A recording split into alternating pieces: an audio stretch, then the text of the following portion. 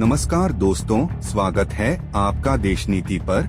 और आज हम आपको एक ऐसे प्रकरण से रूबरू कराने जा रहे हैं जो न केवल बिहार की सियासत को हिला सकता है बल्कि भारत के लोकतंत्र की बुनियाद को भी सवालों के कटघरे में खड़ा करता है। मुद्दा है चुनाव आयोग द्वारा बिहार में कराए जा रहे वोटर लिस्ट के स्पेशल इंटेंसिव रिवीजन यानी सर का, जिसमें करोड़ों गरीब, पिछड़े, दलित, मुसलमान, महादलित और प्रवासी मजदूरों को मतदाता सूची से बाहर करने की साजिश रची जा रही है। और अब यही मामला सुप्रीम कोर्ट की चौखट पर है, जहां देश के टॉप वकील कपिल सिब्बल, अभिषेक मनु सिंघवी, फौजिया शकील और गोपाल शंकर नारायण जैसे लोग याचिकाएं लेकर पहुंच चुके हैं।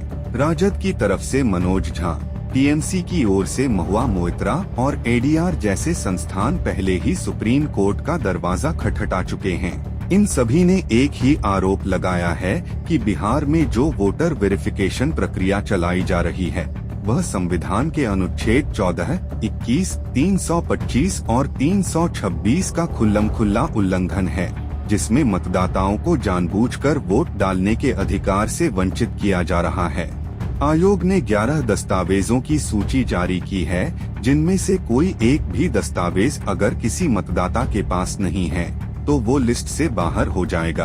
अब समस्या यह है कि ये 11 दस्तावेज इतने कठिन हैं कि बिहार की 70% से अधिक जनता इनके दायरे में ही नहीं आती, जैसे पासपोर्ट, 1987 से पहले का सरकारी प्रमाण पत्र, वन अधिकार पत्र या परिवार रजिस्टर, जो बिहार में लागू ही नहीं है। जो ज्यादा चौंकाने वाली बात है वो यह कि राशन कार्ड, मनरेगा कार्ड और आधार कार्ड जो हर गरीब के पास हैं, उन्हें इस सूची से हटा दिया गया है।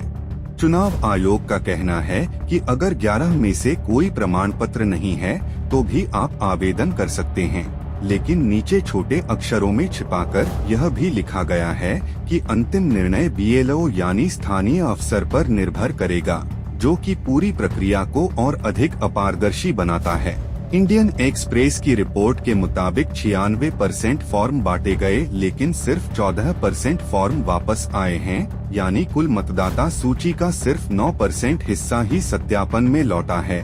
और फिर भी चुनाव आयोग कहता है कि वह इस लिस्ट को अंतिम रूप देगा।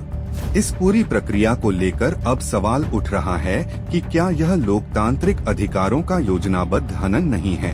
सुप्रीम कोर्ट को इस पर तुरंत सुनवाई करनी होगी, वरना जिस तरह चुनाव आयुक्त की नियुक्ति का मामला महीनों घिसता, वैसा ही यहाँ भी हो सकता है। और तब तक बिहार में चुनाव हो जाएंगे और नई वोटर लिस्ट के जरिए सत्ता का संतुलन बदल दिया जाएगा। विपक्ष अब एकजुट होता दिख रहा है। कांग्रेस, राजद, टीएमसी सभी सुप्रीम कोर्ट में मोर्चा संभाल चुके हैं, लेकिन सवाल यह है कि क्या न्यायपालिका इस बार वक्त रहते हस्तक्षेप करेगी, क्योंकि अगर यह सूची लागू हो गई तो न सिर्फ करोड़ों गरीब मतदाता वोट डालने से वंचित रहेंगे, बल्कि यह भी तय हो जाएगा कि चुनाव आयोग अब एक निष्पक्ष संस्था नहीं बल्कि सत्ता पक्ष का विस्तार बन चुका है। यह सिर्फ वोट की लड़ाई नहीं, यह संविधान की आत्मा की लड़ाई है, और यह लड़ाई अब कोर्ट, सड़क और जनता के बीच लड़ी जाएगी।